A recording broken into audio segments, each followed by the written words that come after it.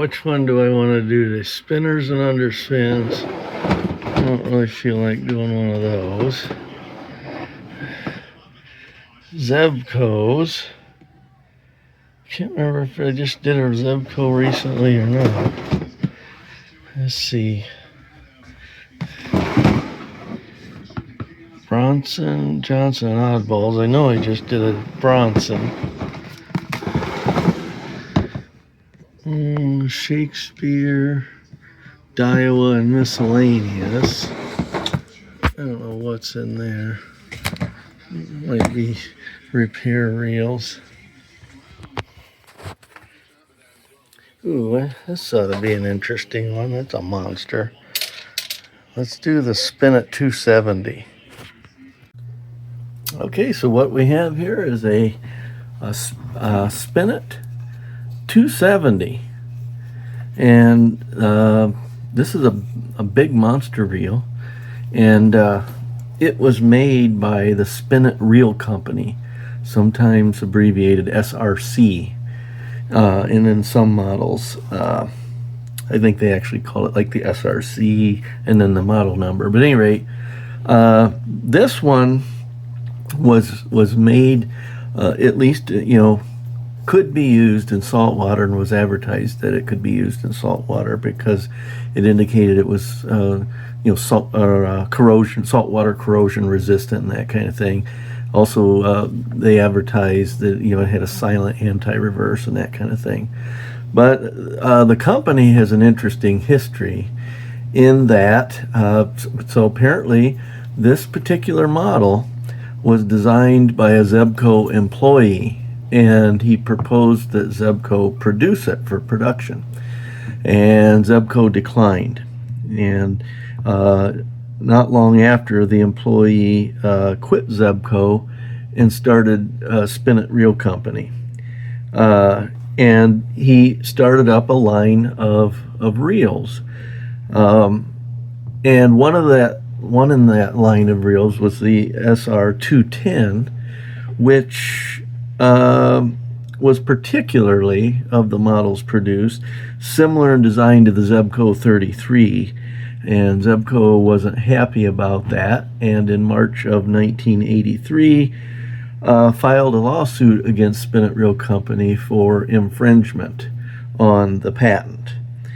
And so Zebco ended up winning that lawsuit in 1984 based on and I think it was especially the SR210, but based on the shape and configuration. And so Spinit Reel Company went out of business. Zebco acquired everything. And to add insult to injury, Zebco then changed their mind and decided to produce this reel. The one that the employee had designed and proposed that had been previously declined production. And they called it the Brute 270. And so this would have been, this one here, because it's Spinit Reel Company, would have been early 80s. The Brutes would have been sometime after 1984. But Brute's a good name for her. I guess Hoss had already been taken. This would have been a good reel to call Hoss, but the Hoss models, the 700, Zebco Hoss 700, that name was already taken. So Brute was the next best thing. And then some of the other Spinit Reel Company designs that Zebco acquired after the lawsuit were also put into production by 1992 because Zebco put them under the Browning name, and Browning was acquired by Zebco in 1992. So there were a number of reels and designs that Zebco acquired from Spinit as a result of the lawsuit that ended up going into production, including this one. But this is the original 270, not the Zebco Brute. I have been into an SR210, which is sort of the 33 equivalent, but I've certainly never been into one of these. Now, I got this at a yard sale. I think it's one of, every once in a while I'll give more than what the person is asking, and I still feel a little guilty because the person was asking $5 with this, and you saw it came on the rod, and I said, well, that's a little too cheap, so I gave him 10. Of course, I sight unseen. I don't know if it works. I assume it works. I mean, it's tight, really, really tight, but most of the time these things are complete and they just need service. So still a really good deal. So I've never been into one. We got all kinds of knobs and whatnot on here. Okay, but we'll dig into it and see what it's all about. So let's see about how we get this cover off. Don't tell me I'm going to have to go out and get my... now this one's going to come off, I think, or maybe not. Might have to go out and get my oil filter strap. This is one problem in terms of... Okay, that one's loose, so that one comes off. This one... I might have to go out and get the oil filter strap or something. I don't really want to use any like oil filter wrenches because I don't want to scratch up this nice cone on here. Okay, I got my oil filter strap here. Most of you have probably seen these things. Of course, you've got these, but I don't want to booger up anything, so let's just see if I can get enough pressure on this to... It's even worse when you get sand in there and that kind of thing. There it comes. There it comes. Oh yeah. Yeah. So I don't know what else. There's all kinds of grit in there. So we'll get that cleaned up so that's not a problem anymore. A lot of lake scum stuff in there. Put that in the parts tray. Ooh, we got critters in there. What the? Yuck, spider nest.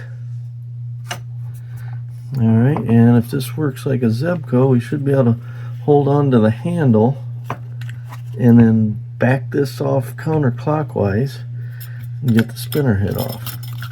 And look at that. That line stop's in pretty good shape. Got a big cut in there from the line, and there, but not too bad. That's in good shape. There's your pickup pin. Some really sticky grease in there. Put that in the parts tray, get that cleaned up. And then we've got an E-clip here that has to come off.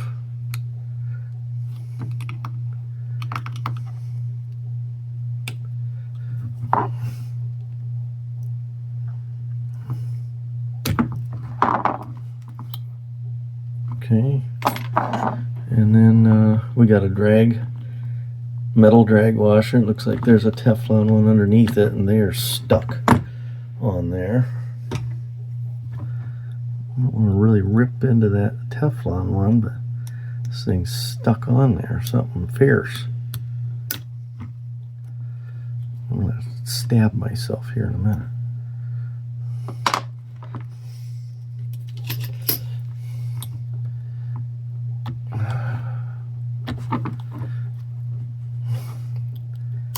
There it comes.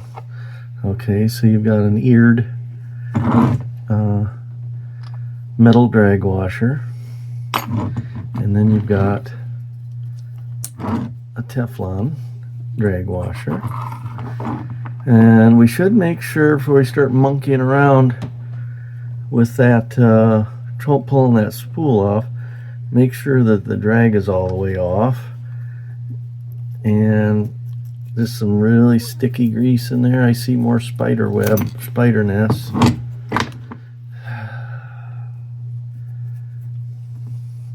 And then you've got another Teflon washer underneath the spool. And yep, classic design here. You've got another eared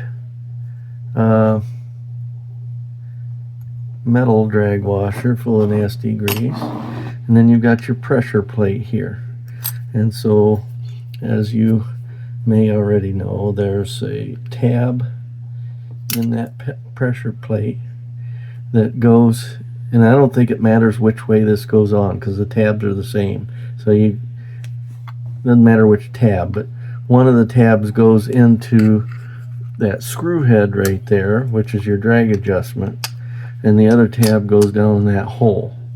And so when you increase the drag, it pushes up on that screw. The screw pushes up the pressure plate. Okay, so that's coming way up now. That's putting pressure on that spool, and that's what's providing your drag. So probably should have had this, well, it was mostly already down anyway, but before you take off the E-clip, get that drag all the way backed off, and then the E-clip will come off a lot easier because there won't be any pressure on it. So there's the pressure plate. And let's go ahead and get that nasty line off of there. There. Put that in the parts tray. And that. And all of these.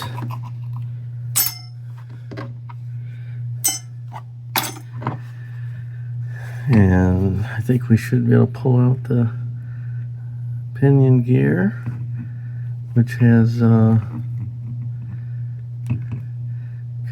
let's see, maybe not. Let's see here. Might see if I can engage. Might have to take out. No, you can't take out the main gear till you get this off of there. Maybe you just have to find out how that meshes up on there and winkle it out. I don't know. I don't think you're getting the main gear out till you get that out. Don't tell me I'm going to have to take off it now. I don't think taking off that spring's going to make a difference.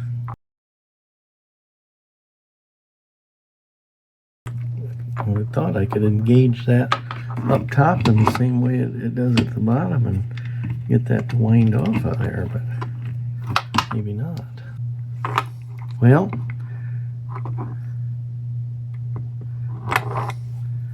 maybe the spring does have to come off and you have to back it out the other way. Boy, this is a sticky thing.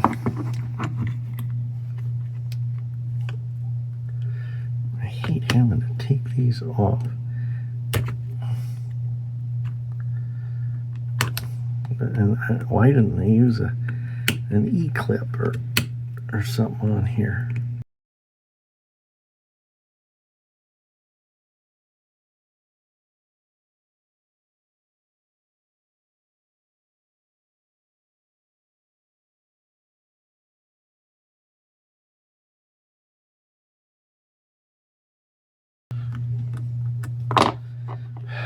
There, finally. Okay, that can go on the parts tray. And then we should be able to push that axle shaft out of there, and then out comes the, it's not hard grease, but it is nasty, sticky grease, and some of it is hard on this pinion gear. But the teeth look to be in great shape. But just really nasty old grease. And of course there's a bearing down in there, and I don't know if we can pop that out of there or not. Well, we'll wait till we get the main gear out. So well, and this has got a little keeper on it. Ooh, this is kind of a nice feature. Instead of a teeny little screw, you've got this. I don't know if it also acts as a balancing weight or what, but I'm going to go all caveman on this again and use the pliers here for this.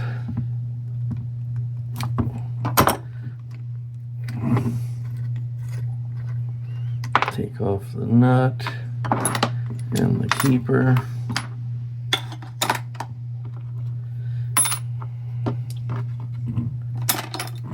And the handle.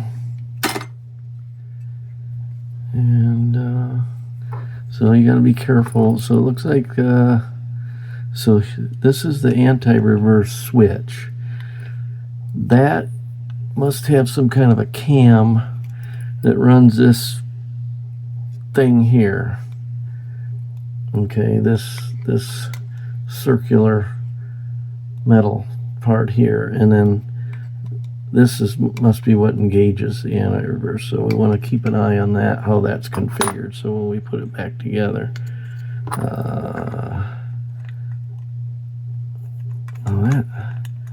that's interesting.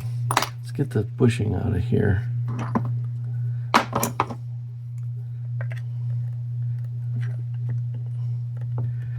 Or maybe not.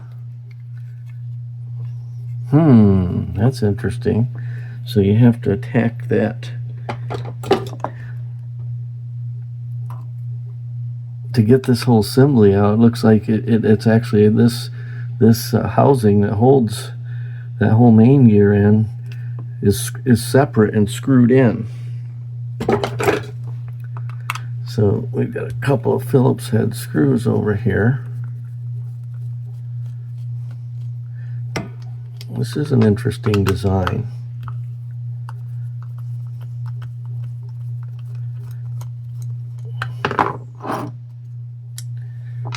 And then that whole thing pops out of there.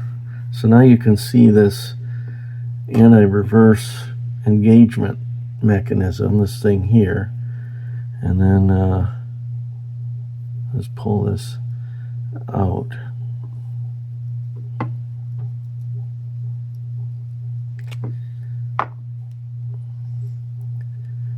Okay, that actually slips over that. Now we can get it out. So it goes on like that. And this goes on there like that. So it goes on that post there like that.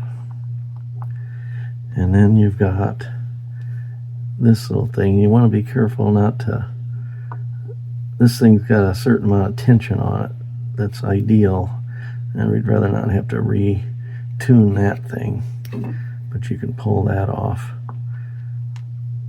And then all that you're, is there a shim washer on there? Everything's so sticky. I don't think that's a shim washer, but there's your main gear. So all of that can go in the parts tray. We can, and I think this is going to be one of them reverse threaded drag screws. Let's see here. So I think you have to turn this clockwise to pull that drag screw out, which is backwards from normal. So there it is, and then at that point you can roll the adjustment knob out of there, the dial, I think.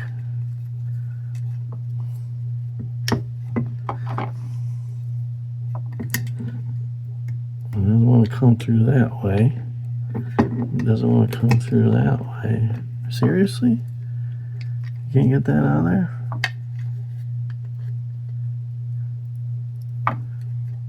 Well, I'm not going to mark it all up trying to get that out of there. I'm sure there's a way, but it's almost like it's 3D printed in there. I don't know how you get that thing out of there, but I'm not going to do it. And I'm not going to mess with this one either. That one looks like it might be pressed in, this here. This anti-reverse adjustment knob. It needs to be lubricated and stuff, but I don't think it needs to come out. Now, about this bearing here, can that be pushed out?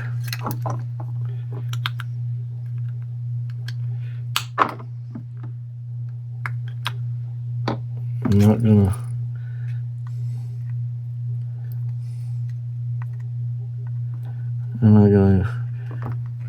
damage anything trying to get it out, but because it's working, it's not seized up. I might just try to clean that up without taking it out, but I'll at least try. But if I'm not gonna booger up the race or anything trying to get that out of there. If it doesn't come out, it's not gonna come. I'm just not gonna worry about it.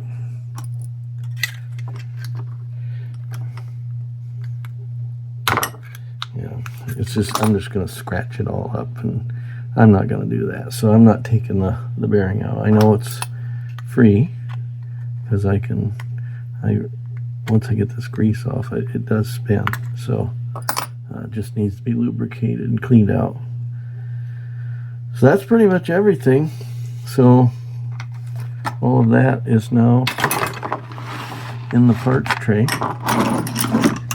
and I'm headed off to the sink. And I've got a lot of WD-40 and Dawn dish soap to use here to get rid of this grease. And I'm going to get down into all the journals and things, and with brush and cotton swabs and that kind of thing. And I'll be back just like that. Wow, that was a long time at the sink. You know, whoever gets my reels when I'm dead is probably going to thank me, because I don't over grease, and I do use a synthetic grease, so it's probably not as likely to get so hard and nasty. But man, that was, of course, it's not uncommon for me to spend way more time at the sink than I do doing these videos of tear down and reassemble.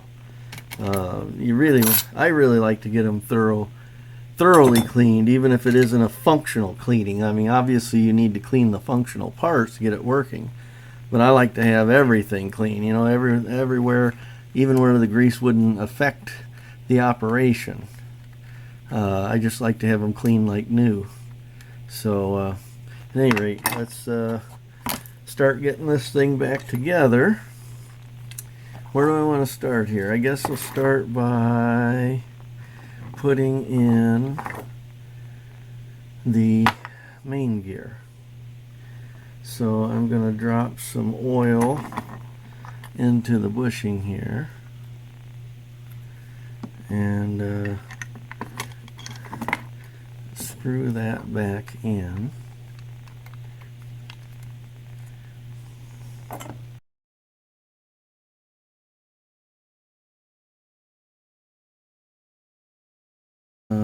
We'll get this started on there.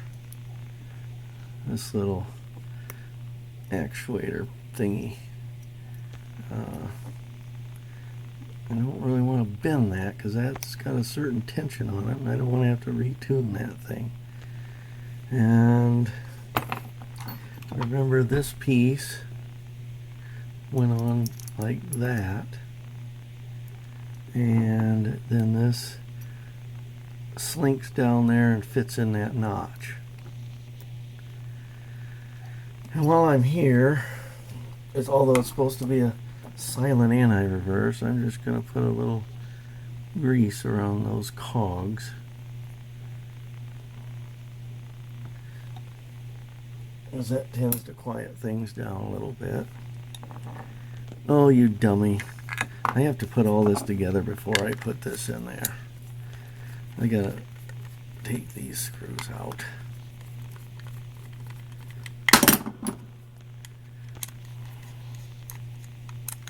You gotta assemble this apparatus with the main gear in it before you put that in there. So this goes, and then that post goes in this hole here. So you put that on like that.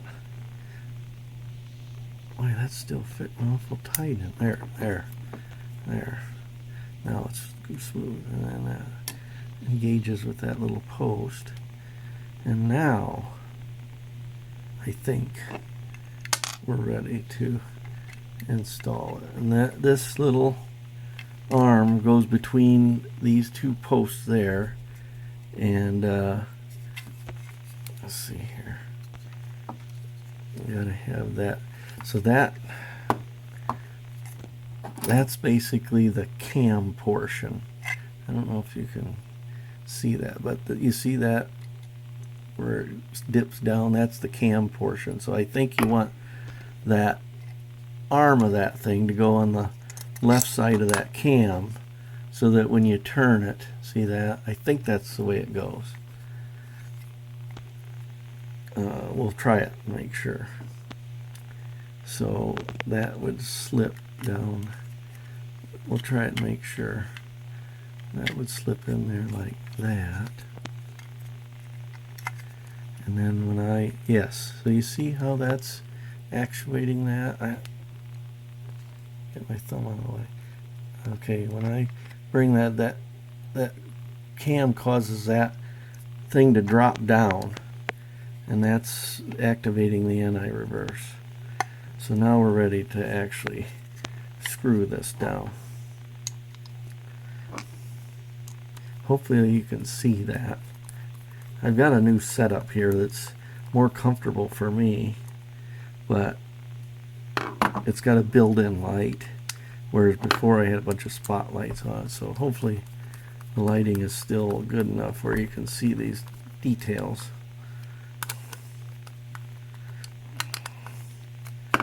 Alright, so now when let's see, so now you can see the bar is all the way up. So this bar here, right there, is all the way up. And then when I turn this dial, you can see it'll push that down. So that cam, that bar has to be on the left side of that slanted cam when you install that. Alright, I think that's right. So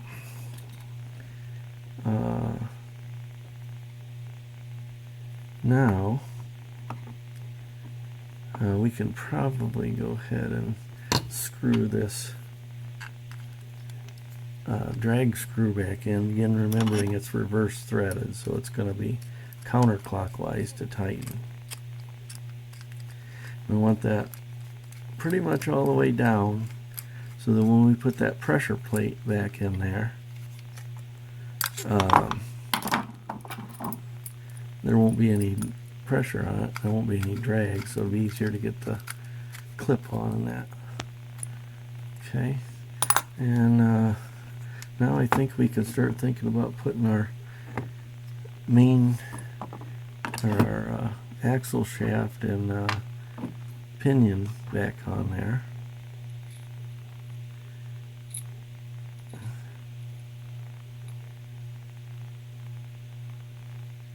I don't think it matters which way that goes on. You can always usually tell by the wear, although this reel is so well built with good quality metal parts. I don't know if I even see much wear on there.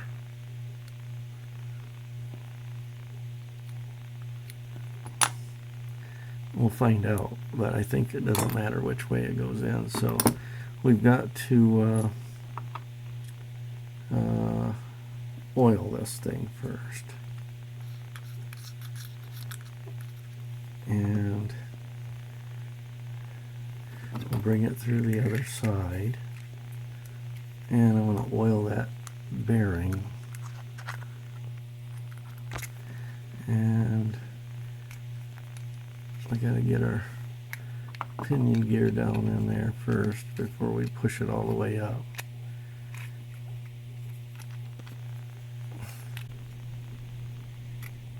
I swore I had all the grease out of there, but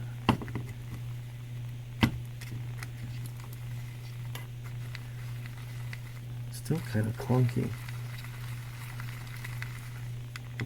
Alright, I think it's a matter of just when it's all screwed down and buttoned down, it's gonna be okay. So now we gotta slide this compounded thing back over there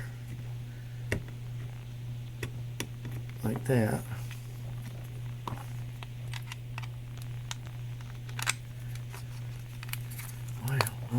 understand why that's so not very smooth.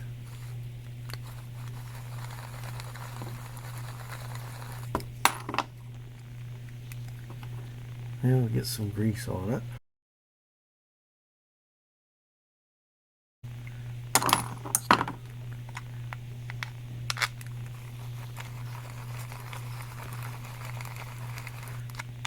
And the reverse is working.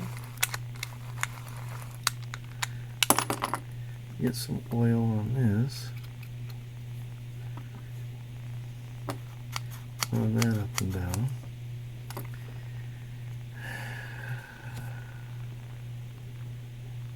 Guess we could go ahead and assemble the handle and all that.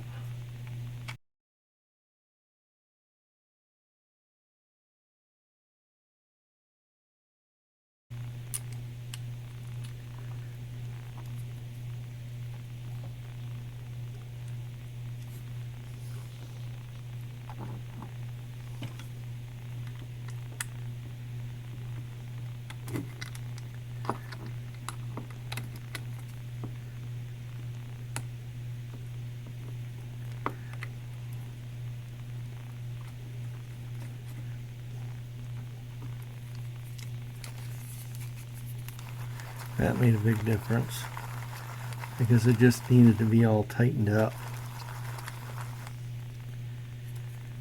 Put a little bit of oil in this drag screw. I probably should have done that before, but I can work it in. And I have to hold that and then turn that in and out. Get that oiled up. Alright, so anti-reverse is working. Turn it off. Anti-reverse is not engaged. So that's all working. I think we're done with that side. Now, I usually just, so this is your drag clicker. I usually just kind of tune that up, just pull it up a little bit in case it's lost some of its spring. Here's the marks on the underside of the spool that makes the noise. I'm going to grease because this spool has to spin around the spindle. When the drag is being engaged, we want to lubricate that. We've got to make sure that the screw head on the drag adjustment screw here is parallel with that tab, so that fits down in there nice and flat. We then have a eared metal drag washer, and I barely grease these, just with enough grease on my fingers, but this was way over greased, this whole spindle and drag mechanism. These were greased like crazy. These are supposed to be sort of quote-unquote self-lubricating, so just get a little bit of grease on your fingers, and you don't need to slather grease on there, or I don't prefer to anyway. Of course, when you go out and you fish, before you even cast, you should engage the drag. Pull on the line and engage the drag, because it'll stick between fishing outings. But once you pull it, then it's good to go. Then it won't be so sticky. You definitely want to do that before you get a fish on, because it kind of sticks that first outing until you kind of free it up a little bit. So that's all greased and ready to go, and then we've got a Teflon washer there, and then another eared washer, drag washer, metal one, and that fits down in those grooves. And then we're ready for the E-clip.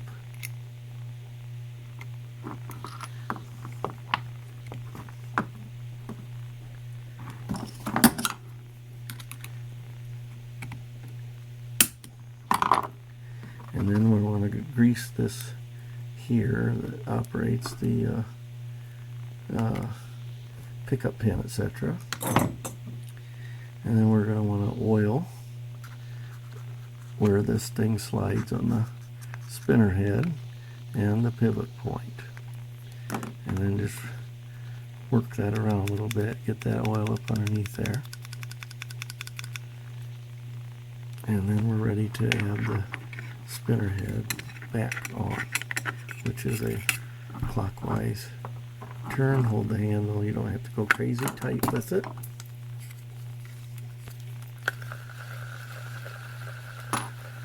And it's working fine. Let's check the pickup pin.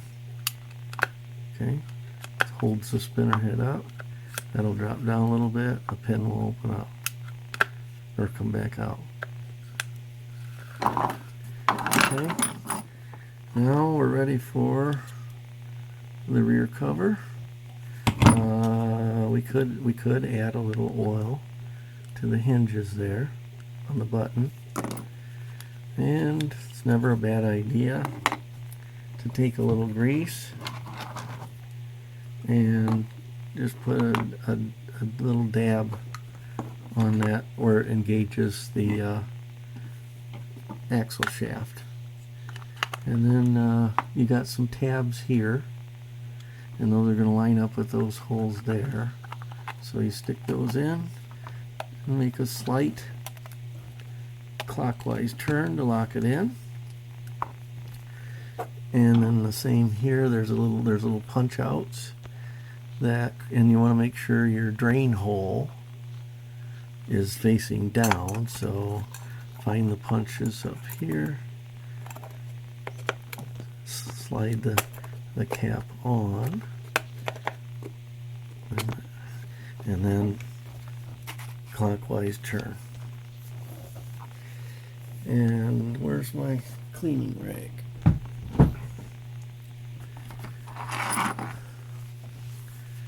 Now I could, and it would really buff it out good, take some machine polish and maybe a pad on a Dremel, or a lot of times I'll just take the auto polishing wheel and turn it upside down, lock it on, and then take that cap and just roll it around on that polishing wheel with some very fine metal polish. But that is a nice hoss of a reel, a brute of a reel. But this one's the Spinit version of the brute, the original version from Spinit Reel Company. And that would be a really nice catfish reel, or catching carp or big fish in freshwater, and then of course suitable for marine fishing as well. So there you have the Spinit 270 by the Spinit Reel Company, early 1980s. Hope you enjoyed that. Until next time, thanks for watching.